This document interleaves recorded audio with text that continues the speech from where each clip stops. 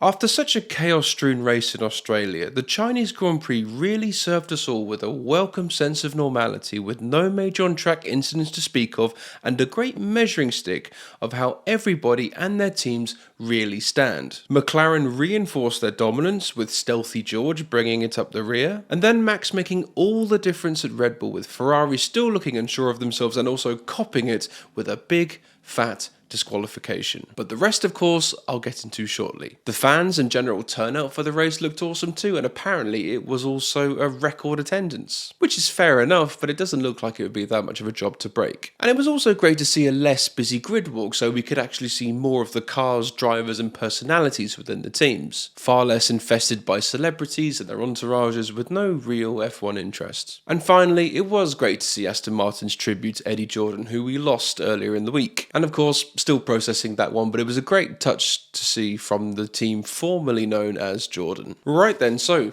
pour yourself a drink, make yourself comfortable, let's get into this, the good, the bad and the ugly of the Chinese Grand Prix. So first on my list, and coincidentally first in the Grand Prix, is none other than Oscar Piastri, who drove a sublime race, starting from pole and leading all the way until the finish. This was a serious statement to the rest of the grid, and also one that he probably intended to make originally in Australia last week. It just seemed to be faultless. Everything went according to plan. There was no dodgy strategies, no dodgy pit stops. It was just a real good serving of what Oscar really can do. And it also displayed to Norris that if he has a single off day, or not even an off day, just 1 or 2% off, Oscar is going to be right in there to slide in and snatch the points, or maybe even the win. And furthermore, it also gets his 2025 championship campaign properly up and running, where he is now sitting just 10 points behind Lando Norris. And I'm sure in time that Verstappen and Russell, who are currently in a bit of a McLaren sandwich, will fall behind, and we're going to be treated to a brilliant inter-team battle between Lando and Oscar. And on that note, let's get on to my second pick, which is Lando Norris, who, despite some of his interviews after the race where he seemed a bit down, I think actually drove a pretty good race. He got rid of George Russell fairly early on, he was sitting pretty in second place, and although he wasn't able to catch Oscar, he drove a very mature race and showed that he is really developing as a driver. Based off some traits we saw in 2024 and starting from third on the grid, I was kind of expecting him to get a little bit flustered and lose some positions at the start. Well, I was firmly told, wasn't I? What we saw Lando do was pull the best he possibly could out of a less desirable situation. Something he had failed to do in previous years, but he has massively grown and developed since then. And you know what? Credit to him. But this race did serve him a little lesson. It is that if he is going to win the title this year, he is going to have to be on it every single time. Now that is pressure we haven't really seen him deal with, but one microscopic slip up and Oscar Piastri or Stealthy George could slide in there and snatch the win away from him. But overall, he extended his lead in the championship. He didn't risk his own position by mindlessly chasing Piastri, which would have destroyed his tyres. And also he was fighting a braking issue which could have ended his race, so to bring it home in second is a phenomenal result for him. So overall, drove very intelligently and lived to fight another day. And having just mentioned Stealthy George, let's move on to the quietest driver of the 2025 season so far, and that is none other than George Russell. And he has really caught the ball for Mercedes this year, where I really thought that this would be a season where they would be struggling with their identity and pace moving forward, and really where they're going to be in Formula One post Lewis Hamilton. But no, Russell seems to be picking things up seamlessly. He ran a very subtle but effective race. He lost second place to Norris on the first corner, but in fairness, that was probably inevitable. It was always going to happen, especially with the place of McLaren at the moment. If it didn't happen right there, it definitely would have happened sometime later on. And weirdly enough, he's actually making a name for himself this season as someone who does bugger all during the races, but just seems to power through and get the results and pick up those third places. So much so that the cameras barely give him any airtime, and then before you know it, he's got a podium position. And I really sense that once all the drivers settle into their grooves this season and everything, if George continues this sort of thing, he could very easily find himself third place in the Drivers' Championship, and that would be a great shout for him. And also adding on to that, second place for Mercedes in the Constructors' Championship is well within a shout too. And also very quickly just to touch on his teammate Kimi Antonelli, who drove a mature and faultless race,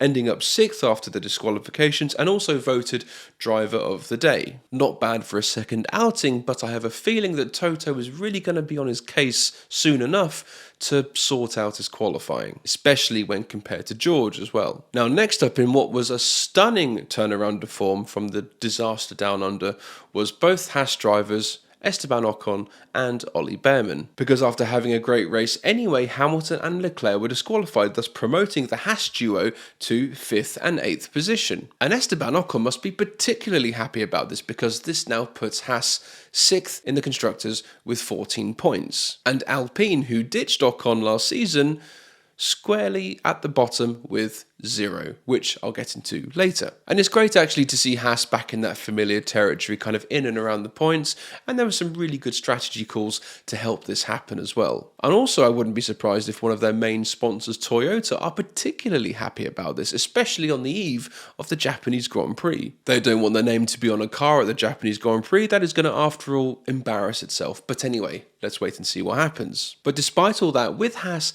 there is still that question to be answered. Was Australia just a blip? And with China, have they really returned to that kind of in and around the points area? We'll just have to wait and see. But overall for Haas, solid result, and let's hope they can continue this momentum moving forward. Now, someone else who has delivered the goods once again after everyone expected him to be completely outshone was Williams' own Alex Albon, who, by the way, has already scored more in just 2 races than he was able to pull for the entire of the 2024 season. So, not a bad job at all, Alex. Throughout the Grand Prix, he kept it clean, he stayed out of trouble. He was helped, of course, by both the Ferraris getting disqualified, but at the end of the day, points are points, and he'll take it whichever way it comes. And I sense it is further evidence that when Albon does have the right car underneath him and is really confident in what he's got, he can deliver. He can deliver those consistent points scoring places. And also isn't going to be spooked by the apparent quick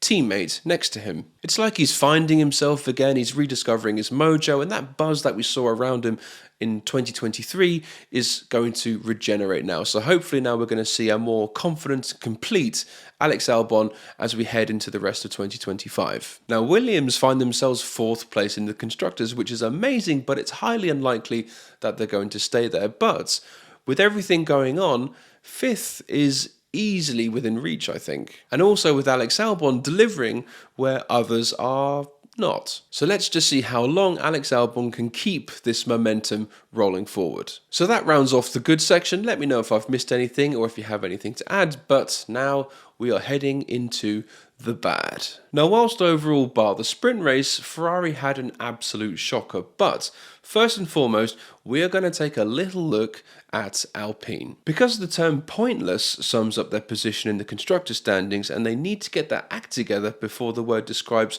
other areas of their F1 project. Now, Pierre Gasly, he brought the car home 11th and then was disqualified, so really that doesn't make a blind bit of difference. However, Jack Doohan did manage to get 4 points, but they were penalty points for forcing Hadjar off the circuit. And yeah, that's not really going to help his case, is it? So overall, it was kind of a brave showing from Gasly despite him having a lackluster car.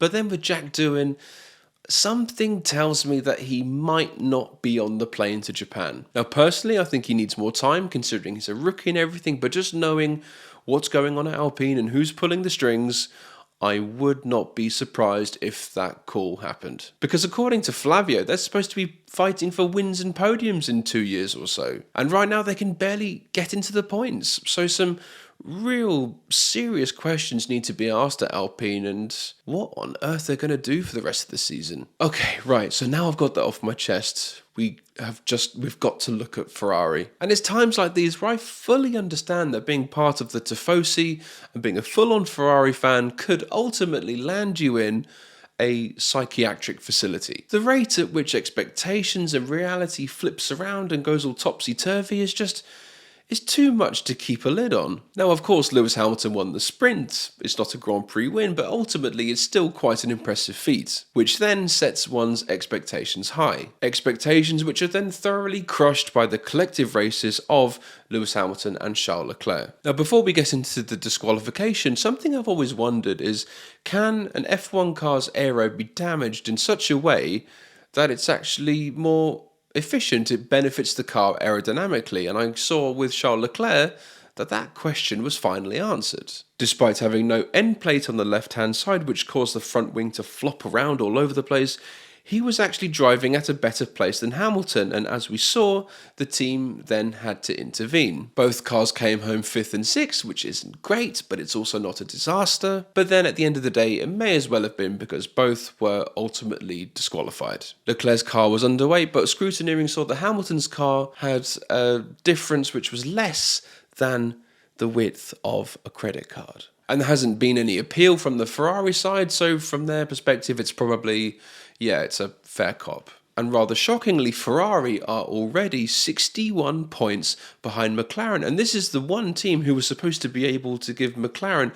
some sort of trouble this season. But overall, Ferrari need to sort this out quick, because McLaren, Mercedes and Max Verstappen are not going to hang around. And I don't know about you, but I did kind of sense a little bit of tension there between Hamilton and Leclerc during the race when they were trying to organise an overtaking manoeuvre. There seems to be something bubbling away there behind the scenes. So overall for Ferrari, absolute nightmare. Disqualified from the race, underneath Williams in the constructors' standings, rock bottom, but surely with them, the only way is up now. But now moving on to a team that had a spectacular return to form in China, not good form, was Sauber. And Sauber's entire Grand Prix pretty much just ended on the first lap, with Hülkenberg going off on the first corner, damaging his floor and aero, and there wasn't really much more he could do after that. Now, Bortoleto could have saved the day for the team, but he had a spin early on, damaged his tyres, screwed his strategy, and that was kind of it for him. But let's just remind ourselves, Hülkenberg qualified 12th, which is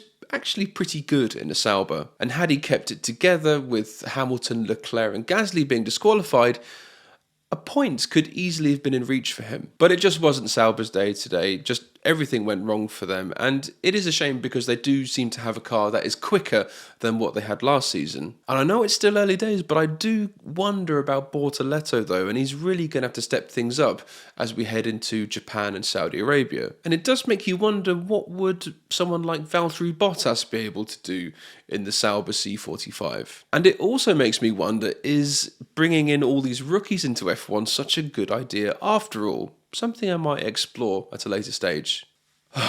Okay, so this next one, I've put this off now, but you know what? We're just going to have to talk about Carlos Sainz. Okay, so he's qualified 15th. That's not great.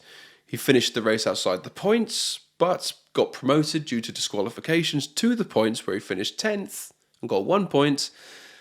That's not great either. Something yet isn't adding up with Sainz and Williams. Something still isn't clicking into place, and it's going to be interesting to find out what that actually is and when it's actually going to happen. Now, the theory I've created while sitting on my sofa is that Carlos is still getting used to driving an F1 car that is not able to do the things that he's been used to before. He's expecting far too much from the Williams, I think. There's certain things he can't replicate in his Williams that he used to do last year at Ferrari, and he now has to adjust his whole driving style and approach accordingly. Now, I'm not an engineer, I'm not a racing driver, but I have, I think, put it in a way which I think is relatable. Imagine Carlos has spent the last 4 years eating at Five Guys, very high-end burgers, fries, milkshakes, etc. But now he has to stop that, and he has to go and eat at McDonald's. And given what he's used to before, he's probably going to struggle getting used to McDonald's. Meanwhile, Alex Albon, he's been eating McDonald's for the past 3 or 4 years. He's like,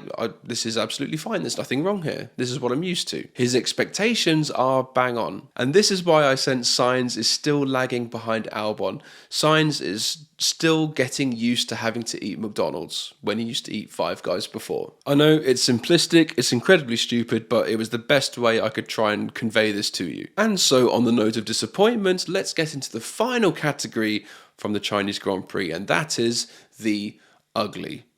And I'm going to start this off with a guy who's been given a massive disservice right now, and that is Fernando Alonso. And actually, until his brake failure, there wasn't really that much to complain about. He qualified 13th ahead of Stroll, so he really got as much out of the car as he could until it broke. But what's ugly about this whole thing is once again seeing Alonso retiring again and just finding himself ultimately in a hopeless situation. And to me, that is right now how it appears, hopeless. Now, Alonso wasn't the only one to have brake troubles during the Grand Prix. Apparently it happened to a lot of drivers, but just seeing him having to suffer these sorts of things at this level is just, it's quite sad, actually. And you know what? This Adrian Newey car that's supposed to be coming in 2026 better be worth it, because this must be really, really depressing for him. And I don't know about you guys, but let's just hope that Alonso's wheels start turning in a more positive direction come Japan. Now, another ugly situation I found myself looking at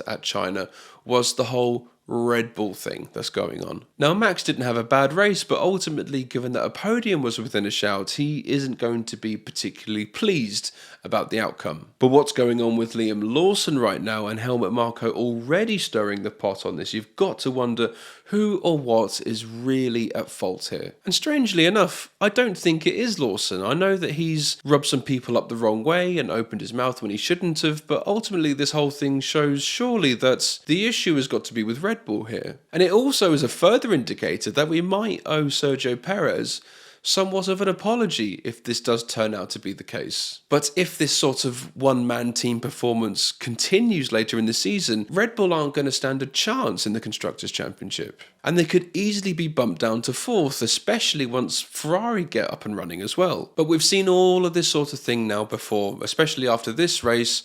Lawson is going to be all over the media with rumours of him being replaced by Hajar and perhaps some others as well. But whatever's going on at Red Bull, Lawson's the guy on track and he needs to get his act together. Otherwise, he could be left without an F1 career at the end of the day. What if he turned out to be a slow-burning Nick de Vries all along? Now, I'd like to think he does stand a much better chance at Suzuka. It's a circuit that he knows quite well, but how this whole thing is being handled by Red Bull is just very ugly and very badly done, and it doesn't show a good light on the team at all. You know, rather than the team putting an arm around him, which is clearly what he needs, they're just dangling a sword above his head, and that seems to be the way that they've always done it. Something is desperately, desperately wrong inside the Red Bull camp, and it's just the same thing over and over and over again. Now, my final ugly point here, and thank you if you've stayed with me on this, it's not about a driver, it's not about a team,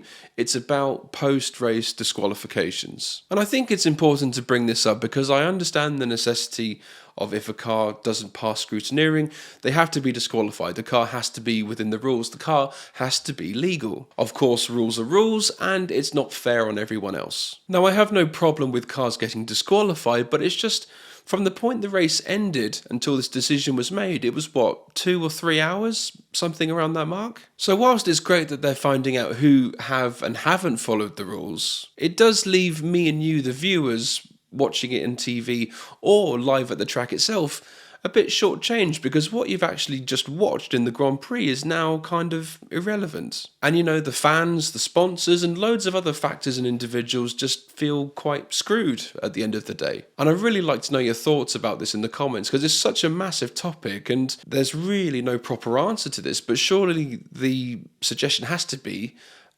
stronger punishments. Is it disqualified from the race and then a huge fine? A stop-go penalty in the next race, start from the back of the grid, start from the pit lane. Something else has got to be added to it as some sort of deterrent for teams doing this. You know, you've got to make it so following the rules is life or death. And yes, I know it's a massive, ugly question that probably doesn't have an answer and won't anytime soon. But anyway, there we go. So guys, let me know in the comments about your thoughts on the Chinese Grand Prix, the good, the bad, and the ugly. Let me know, have I missed anything out? Do you agree? Do you disagree? It's really good to talk about this, and I love to really look through everyone's opinions in the comments, and I try to reply to everyone. So yeah, let me know below. It's great to catch up. Thanks again. I'm Paul. This is the Gridgab, and I'll see you later. Cheers.